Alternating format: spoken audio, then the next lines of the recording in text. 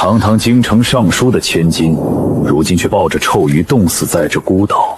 求求我们哥俩可以给你留个清白。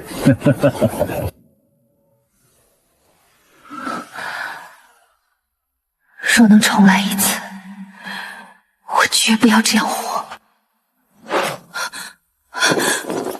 我还活着，不是梦，我真的回来了。阿碧，小姐，阿碧，今天是几月几日？9月18，小姐，你怎么了？把库房的锦缎、首饰、瓷器全部联系上行变卖。小姐，换成粮食种子、渔网、铁钩、咸盐、防寒的棉衣。潮汐图、滩涂蛏子，这个地方礁石下有石斑，快去！还有3天就会被抄家，这一世我不能等着别人来救。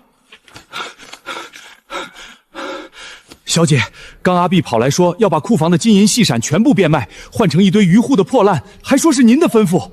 对，我吩咐的，所有东西全部变卖，一件不留。使不得啊，小姐，这些都是王府在京城立足的根基啊！老爷知道了，老奴担不起这个罪啊！父亲那边我去说。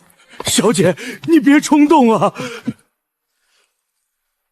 李总管，上次西域进贡的刘邦玉蝉还在库里吗？你置办在东郊的那套宅子挺气派的。您怎么知道这些？我知道的可不止这些，按我吩咐的办，你还能有条活路。老奴明白了。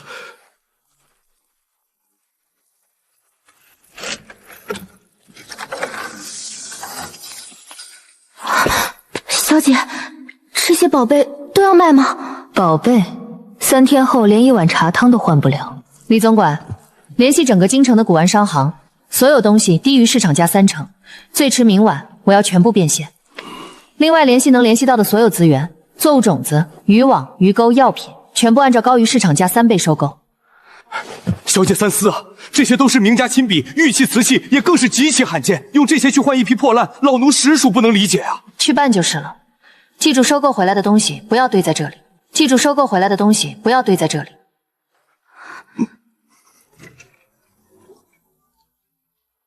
宋府果然名不虚传啊，冰白玉凤衔珠梳，海纹瑞兽琉璃宝镜，这可都是市面罕见的宝贝啊！当真要卖吗？不过能收藏起的人物一时半会儿也不好找啊。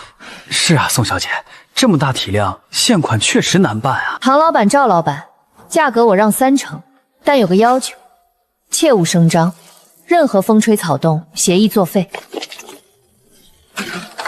工部尚书宋伯安中饱私囊，涉嫌通敌，免去尚书之职，家产充公。宋府婢女削为罪极，择日发配东海罪地，永世赎罪。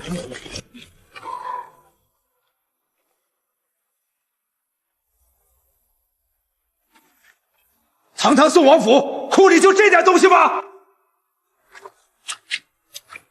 按律，罪眷女眷可配军户，这里有3个。那是裴长渊，北疆战场上百人斩的狠人，巨屠城被贬来的，可惜瘸了条腿，在渔村连个婆娘都讨不着。我选他。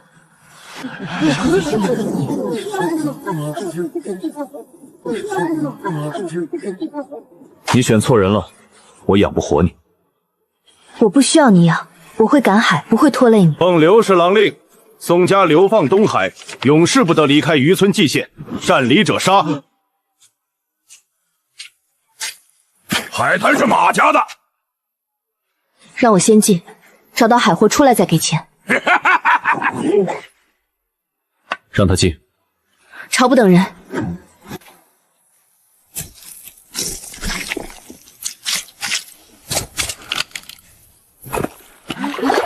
那地方我去了10年，连根海草都没捞着。不知道马三爷说这滩是死滩，这石斑还活着呢。为什么帮我？你选了我。明天退朝是什么时辰？母正3刻。母正3刻，我来。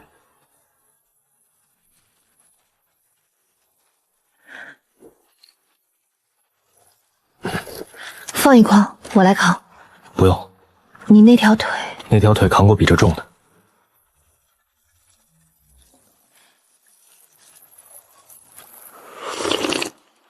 姐，太好喝了！姐，太好喝了！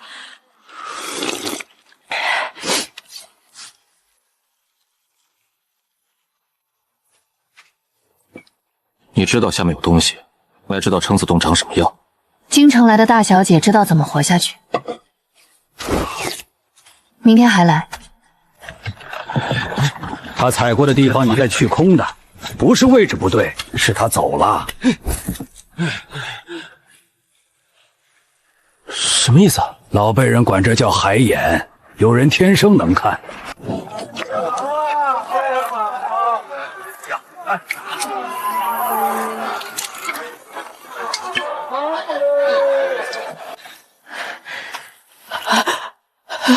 娘，能活了。超音，给你的。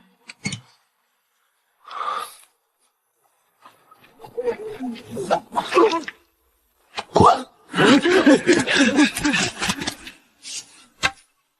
以后晚上别点灯。好，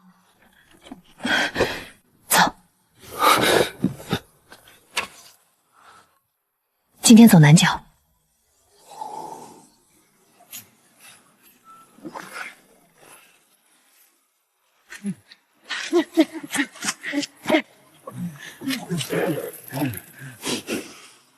我赶了30年海，没见过这个品相。蛏子归我马家收，4文一斤，市价6文。死摊的东西4文已经抬去你。你去哪儿？三爷不收，我卖给别人。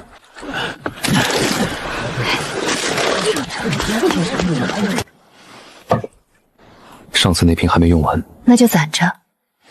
陈伯说你长了海眼，你还信这个？我信你会找撑子。明天几点？保证。好。朝音啊，婶儿明天想去赶海，你给婶儿指条路。东角那片礁石底下有蛤蜊，别往深了走，明天风大。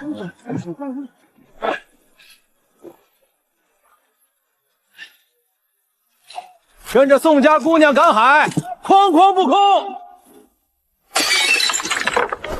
醉奴带头，这是要跟我马家抢地盘。死滩南角的深场，明天天亮前给我翻干净。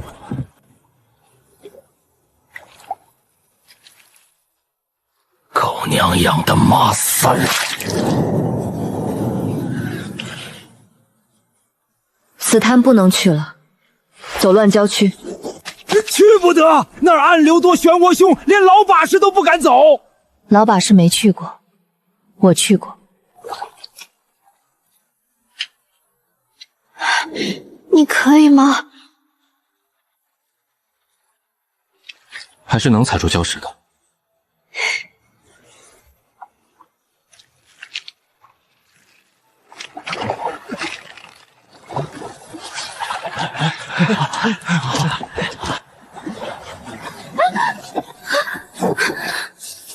你差点把自己也拽下去。你疯了？没疯，算过。朝爷，明天几点退场？你们从哪里捞的海参？带我一去行不行？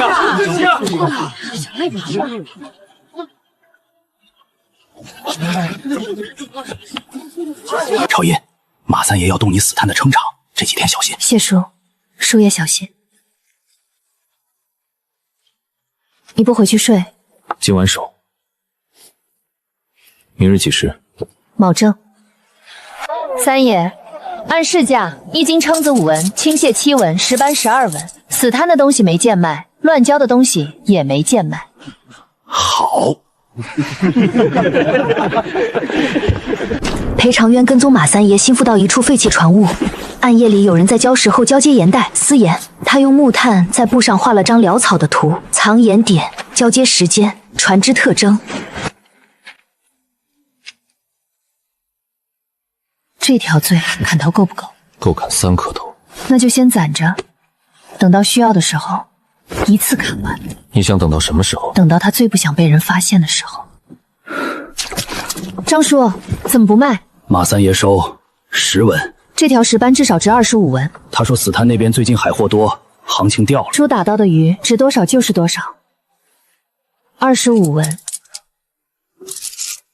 差价是马三爷从您手里抢的，我帮您抢回来。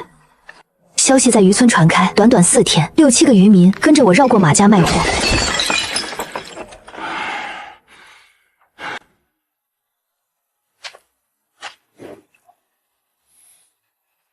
腿是被蛮人打折的。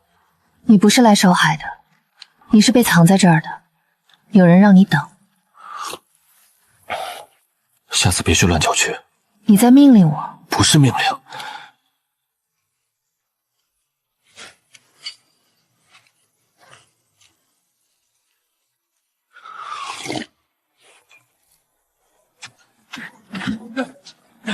海货买卖看天，但粮仓在，人就有底气。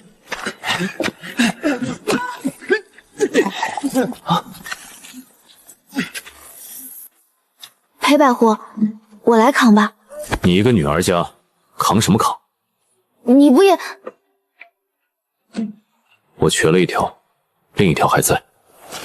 裴长渊带李大拿和少年阿彻轮值守夜，一个黑影摸到木料堆旁，裴长渊的竹棍已经抵在他后颈上。你不抓他？他在试探。那你一个人守不住，我也守。宋家那个丫头不光赶海，现在建粮仓了。你们知道粮仓建起来是什么意思？意思是他要在渔村扎根，意思是以后这海滩上不光我们马家说了算。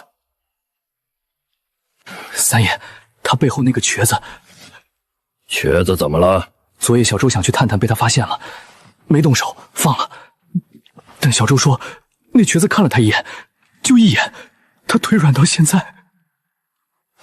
那就别动粮仓，动别的地方。北边那条路给他断了。从明天起，邻村的粮一粒都不许卖给宋家。从明天起，邻村的粮一粒都不许卖给宋家。谁敢卖，我马家的船以后不靠他的岗。东海缺粮，内陆缺盐。他断粮，你晒盐。马三的爷断不了，海匪断不了，谁也断不了。你怎么想到的？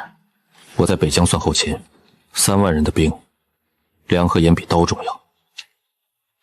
明天我给你画张盐田的位置图，东边那片滩塘，退潮后日晒时间将最长，4天就能出盐。我听完李大拿表哥传过来被断粮消息，沉默了一会儿，告示贴在卫所门口，罪卷及关联人员不得从军需粮库购粮，违者以通匪论处。宋姑娘，不是我不通融，上头的命令，从今天起，军需粮库的账上不挂宋家的名。只剩3天。母亲打开米缸，发现只剩3天的存粮，她的手抖了一下，然后慢慢把缸盖合上，什么都没说。娘，我们晒盐。晒什么？海盐。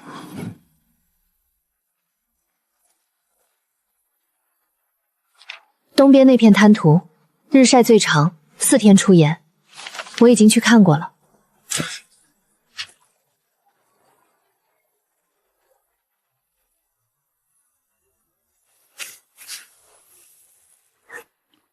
干净，比私盐好。能换多少？1斤盐，3斤米，你有多少？50斤。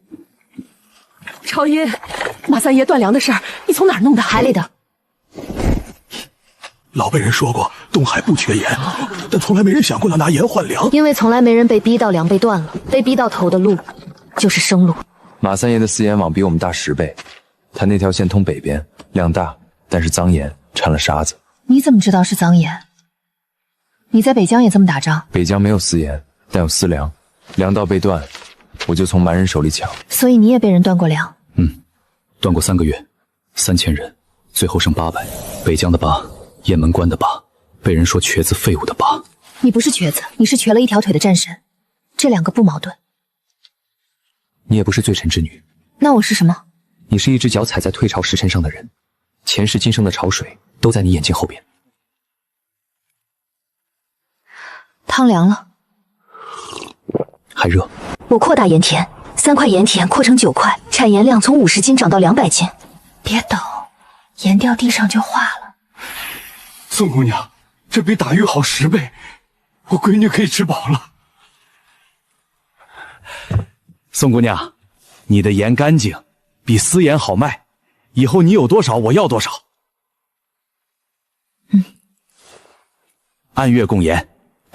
宋家那个丫头不光赶海，现在晒盐了。你们知道她的盐卖给谁了？陈记米铺上个月还从我这儿拿私盐，这个月一包都不拿了。赶海断我鱼价，晒盐断我盐路，一个罪奴。去巷口堵他，请他来喝茶。宋姑娘，三爷请你喝茶。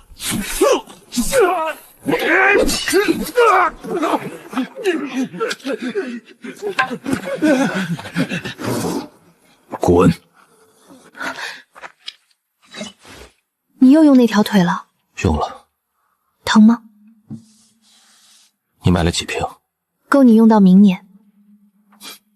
好，鱼霸斗不过瘸子，那就换种玩法。去写封信，用未处那种纸。三爷，诬告通匪？不是诬告，是给他们个机会自证清白的。马三爷在写信，说要告你通匪，他要用魏楚压你。他那是伪造的，他要诬告我通匪，我就让他先解释，为什么他的私盐账本和魏判用的是同一种纸。纸有了，还要人。你是说证人？心腹也是人，是人就怕死。你要找写那封信的人。明天我去茶馆。你一个人去，瘸着腿。他们怕的是我。裴公子，有事？信是你写的？什么信？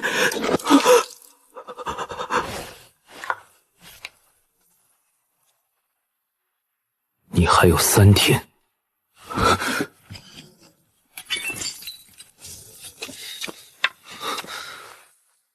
心腹会反水，我发现了卫所信纸上的暗印。你怎么知道暗印？你以为我为什么在这里等你？卫所的纸上都有暗印。这张纸没有暗印，但写假信的人不会去查证。那如果堂审那天他不反水？他会反水。怕死的人不需要被人下第2次。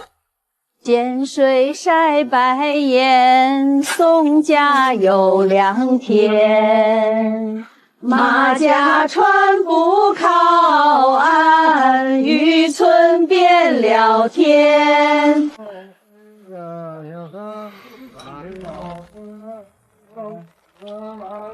谁编的？我也是听别人说的。信写好了就送，明天一早递到卫所。宋朝英，东海卫所传你午后堂审，有人告你通匪。午后堂审，我陪你去。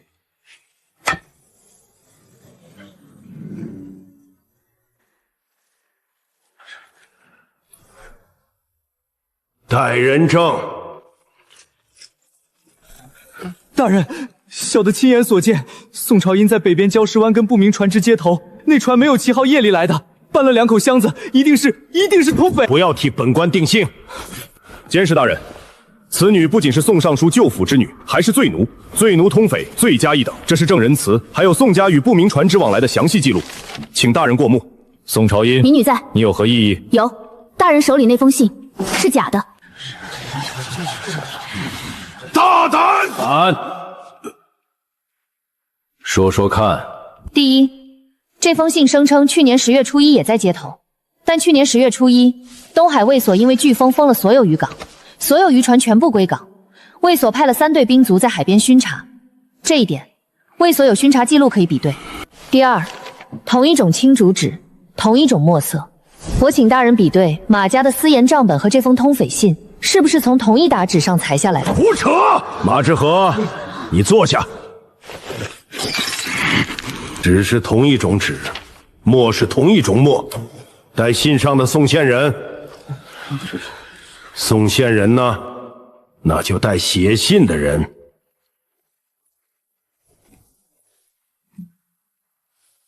草民赵小四给马三爷管账房。这封信是你写的？是草民写的，但不是草民自己要写的，是马三爷让我写一封宋家通匪的假信，给了草民5两银子。赵小四，你堂上不得喧哗。你有什么证据？这是马三爷给我的银子，还有草民怕事，写假信的时候留了一份稿，墨痕和那封信一模一样，但少了几句改动，可以比对。账40，即刻执行。家产充公一半。茶盐生意的账册，明天全部送到卫所来。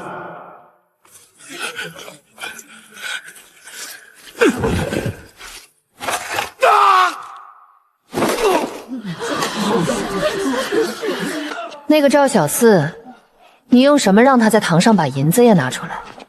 我跟他说，堂审那天马三会把你推出去顶罪，你手里留了证据才能自保。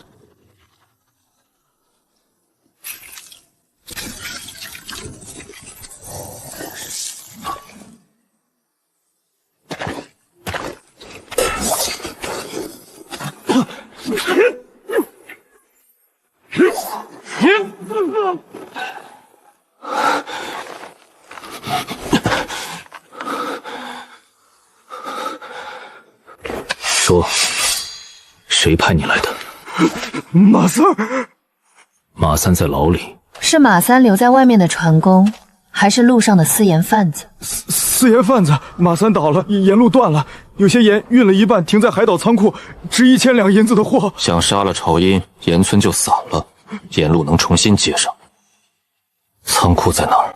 陆岛，正南3里。走。你不杀我，滚！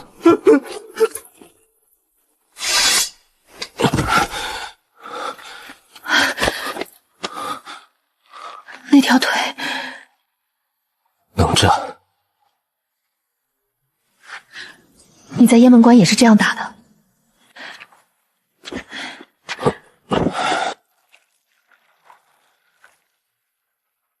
你不喊疼？喊了有用。明天去找大夫。没用。那我明天去镇上抓药。鹿岛3里外。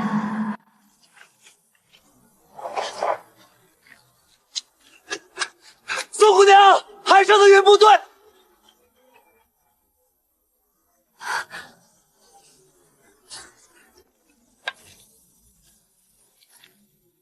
台风。你见过台风？没有，但我在北疆见过沙暴，两个有点差别。差在哪儿？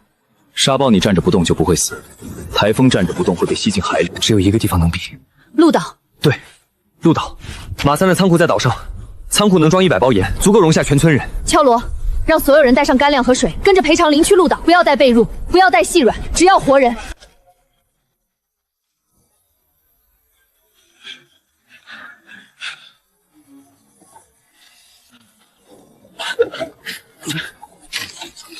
仓库够大吗？够。马三的盐仓1袋盐50斤，仓库里最少有200担。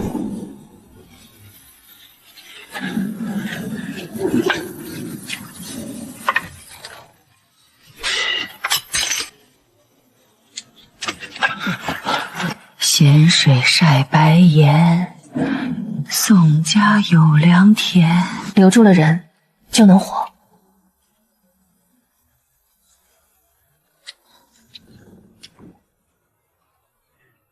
三儿的船全毁了。私盐贩子欠了上游，上游会来找马三家收账，不是找我们。回去，盐田还有200斤盐要收。宋姑娘，我们回去。村可以再建，盐田不在了，才是断根。马三输了，他的船没了，盐我们也有了。下一步，鹿岛的盐运回去，重建渔村，建更大。够了，够了，够7户吃1年，其余的换银子。马家的人在看你，看什么？看你能不能把盐卖进他们的铺子。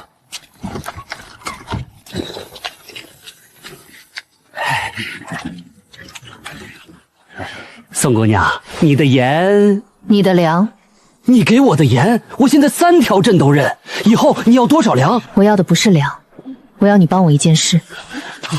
你是第一个从马三私盐转到我海盐的商人，帮我在茶馆说一句话。什么话？宋家的盐不用提心吊胆查衙门。年底之前，我要余镇的盐都姓宋。掌柜的信我，就继续拿盐。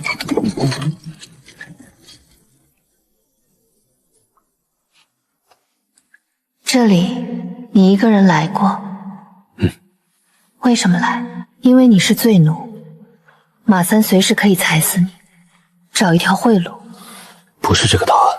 你不是来找贿赂，你在雁门关守城的时候，城墙上也没有退路。我被压在死人下面，北蛮兵从身上踩过去，没发现。后来援军到，他们把我挖出来，腿已经断了。回到京城，皇帝说我有功，赏了铁券，又有人弹劾我说守城不力，说丢了阵图。所以你被扔到东海卫所？不，我被你爹藏在这儿。我爹？那你为什么不走？走？你能打，3条船偷渡出东海卫所，找个地方重新活。你爹把我藏在渔村的那天，跟我说了一句话。什么？让我在这里等一个人。然后你来了，你说我选他。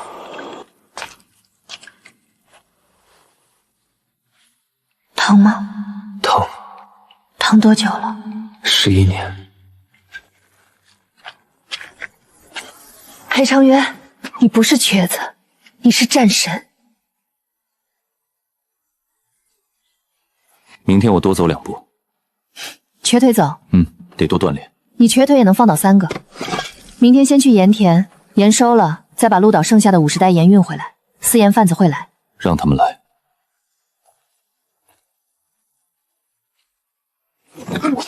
不打，我来谈生意。说，鹿岛的盐1000两银子的货，你们占了仓，我们认。盐给我们3成，这20两是定金。3成？对。0。鹿岛的盐是我的，1袋都不会给你。但有一条路你可以替我做，北边的海盐路子你熟，我给你一个价，300两买你北边的盐路子。以后海盐从吴村出，你收码头费。码头费？你以前跟马三卖私盐，一船货被衙门查到就是掉脑袋。以后卖我的盐不用掉脑袋，衙门不会查海盐。北边盐路子你让进去，我就让你活着出来。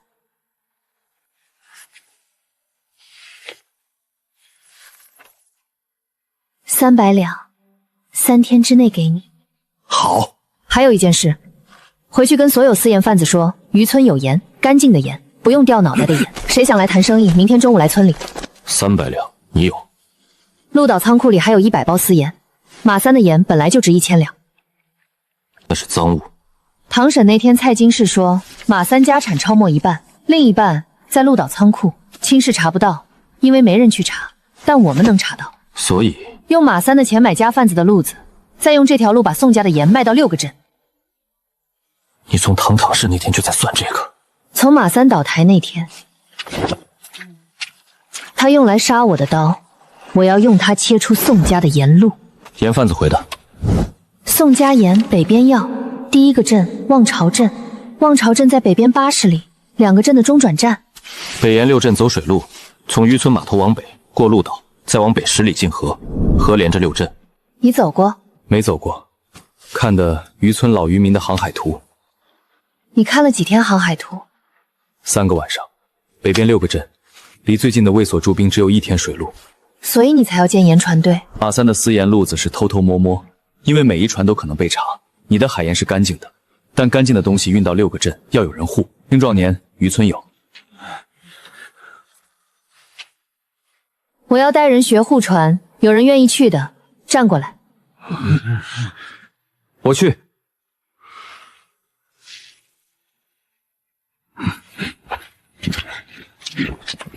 我明天开始练他们。你觉得你在把他们变成兵器？雁门关，我带的兵，最后一个兵死的那天，我没有盾了，他倒在我身上，血从我脖子流进甲缝里，3天后才洗干净。你觉得6个人不够？你怕守不住他们？雁门关的盾兵，你不是雁门关的校尉了。你信我？信。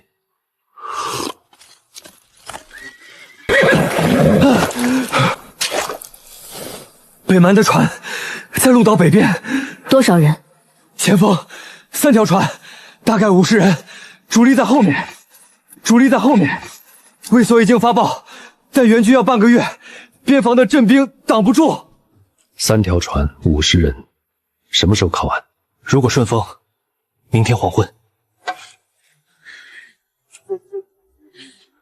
我们能守。我在雁门关守过97次，一次都没退。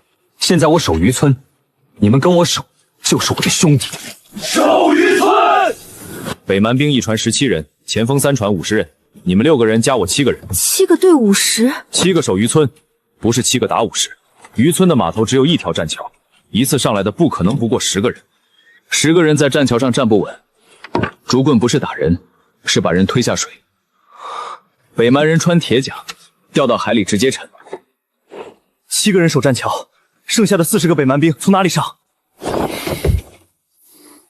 他们不会从别的地方上。渔村临海3面是礁，乱礁区，只有这一条栈桥能过重兵。北蛮前锋是来踩点的，不会翻礁。如果他们翻，那就是送死。礁石上的海力可比刀利，铁甲在礁上划一步就是被海力割穿脚踝。你们的任务就是在栈桥上站住，北蛮兵上来一个，推下去一个。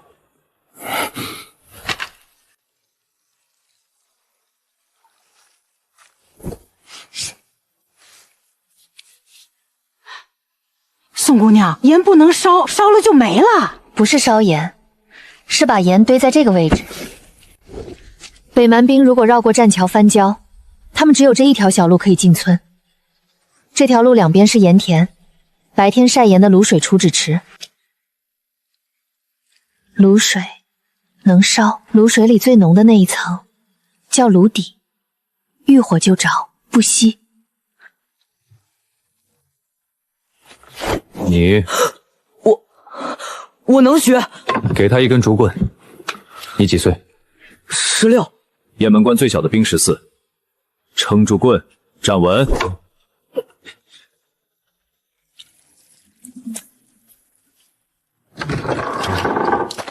6个人能站住了。你的腿能站。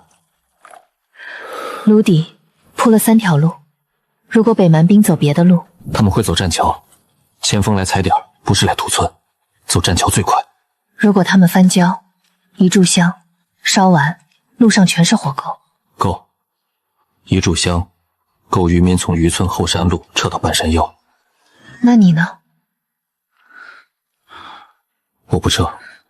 宋朝义，如果我们守不住，你也往山上撤。我是宋家的家主，渔村7户人是我带出来的，他们在，我在，他们撤，我最后一个撤。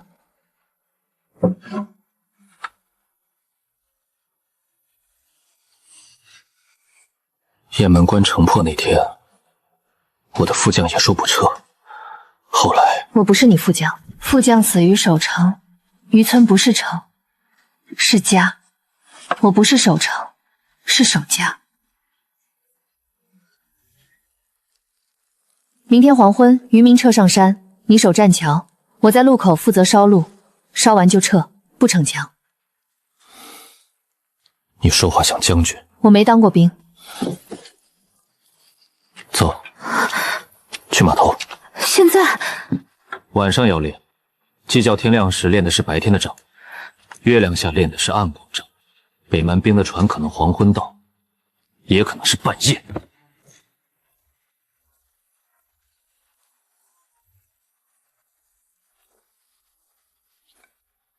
你在暗光里，比雁门关的沙暴更亮。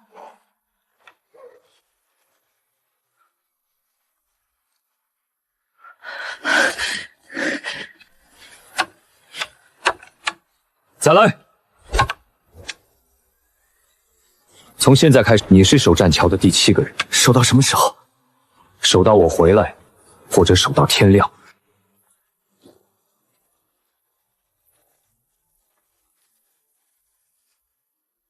如果我没有回来，你会回来。是，我会回来。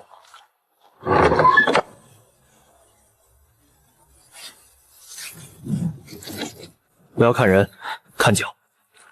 北蛮兵上岸第一步，脚踩在栈桥木板上，人还没站稳，这个时候推，一推就倒。一推就倒！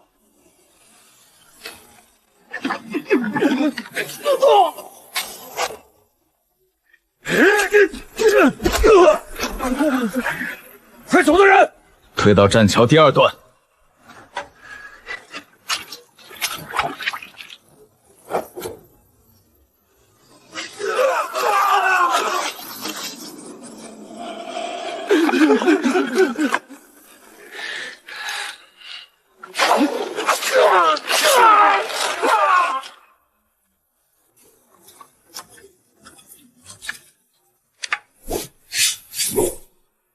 你们推到第3段，不退，是命令。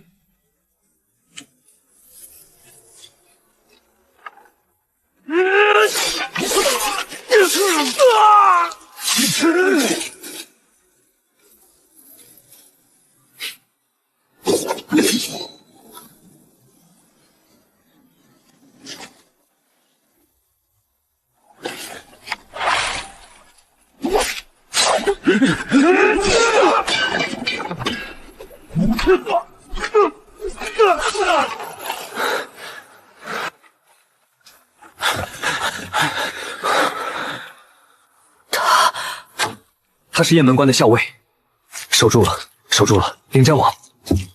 你做得好，你学会让人信任。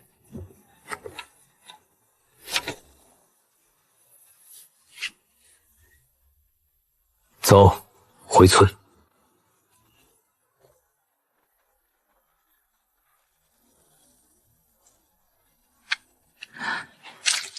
你下水了。水凉，他还活着。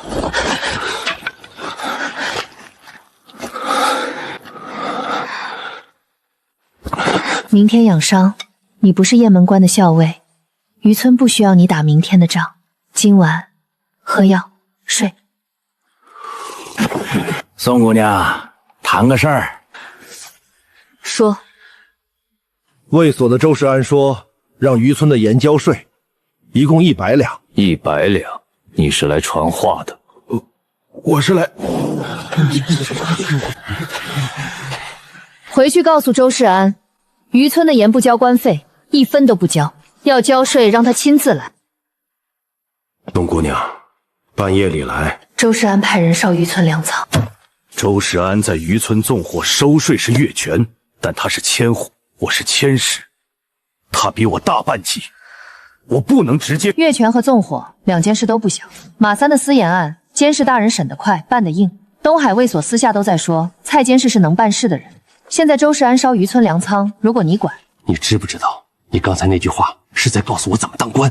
监事大人知道怎么当官，只是没人提醒你。你需要我做什么？我需要1队兵。1队兵可以，但周世安的关卡得绕过去，怎么绕？就栈道。所以你从一开始，从拿到北沿路那天，我就在看图。天一亮，兵到渔村。周世安若再纵火，本千石有执法权。办好了，办好了。你让他出兵，怎么说服的？我只告诉他，他的辖区被纵火，你不所作为，纵容纵火，比纵火本身的罪更大。我只是把账算清楚。关卡绕栈道，是你早就想好的。拿到北沿路那天，我就看到了那条虚线，马三的贩子标注过，周关卡以西30里，老路可通行。因为北蛮来之前，周世安还没动手，还没动手就没有把柄，没有把柄，蔡监事就没有理由出兵。现在周世安烧粮仓，蔡监事出兵，不是护渔村，是在惩罚越权纵火。腿上的新伤还要3天才能好。3天，3天之内没有仗打了，够吗？够，官费不用交，粮仓有人守，沿路走栈道，北沿6镇照常卖盐，每天300斤，北沿6镇要200斤，多出来的100斤卖到北蛮。北蛮？北蛮人也要盐。你想在北蛮边境开盐市？不是现在，但路线已经在算了。你的剑断了，重铸一把剑要等铁，渔村没有铁，但有盐，盐能换皮货，皮货能卖到江南，江南的钱换铁，铁再铸剑。你重生过，不只是换了命，命只是换了一条，但脑子里的海图没换。前世东海所有的事儿，我只记错了一次。哪一次？前世我死在洞巢里，今生我选择了你。裴长香接旨。罪将裴长香腿伤不便跪，请钦差见谅。奉天承运，皇帝诏曰：北雁关告急，北蛮主力南下，边关一日三报。原雁南关守城校尉裴长渊虽曾失城，但有将略，即日召回京城副3品衔，同北雁关守军戴罪立功。钦此。北蛮主力离此地多远？北边防来报，北蛮前锋已经在北雁关前集结，主力距北雁关还有10日路程。北雁关距此多远？2300里，走一道换马，至少要行25天。钦差来的时候骑了18里马，老马是跑死的。我要走到北雁关25天。北蛮主力离北雁关10日，走到时，北雁关已经破了。你是在抗旨！你是在抗旨！钦差大人，这不是抗旨，而是事实。况且这个渔村和北雁关一样重要。你的意思是，渔村比北雁关重要？不错，北莽人水路仅需5日便可抵达这里。之前已经有北莽探哨来过了。你怎么证明？不用证明。上个月北蛮51个前锋从海路登陆渔村，全歼，主将林真亡。钦差大人，您可以派人去边防查。你是宋朝英，宋尚书之女罪奴，渔村盐田的主人。钦差大人，臣有一个请求。说，请大人上奏，北蛮海路防线由臣留守，臣就地征用渔村青壮年为海防民兵，3个月内守住东海整条海路。就地征用？你这是调动，请钦差一指军。本官以钦差之名给裴长渊3个月，3个月后，臣带着北蛮暂停海路的消息去北雁关。宋尚书的女儿，你父亲之事。在朝廷还在查，你保重。钦差走了，走了。圣旨不用去北雁关，3个月，北蛮再来，我们再打。渔村不是雁门关，雁门关11年没守住，这一次不一样。可你只有7个人，雁门关是我一个人守，渔村有一群不会后退的人。3个月构建盐城了，不是盐做的城，是渔村建起来的城。盐田往外扩，15块变30块，码头变船坞，旧战报变商路。3个月建成渔镇人不敢小看的渔村。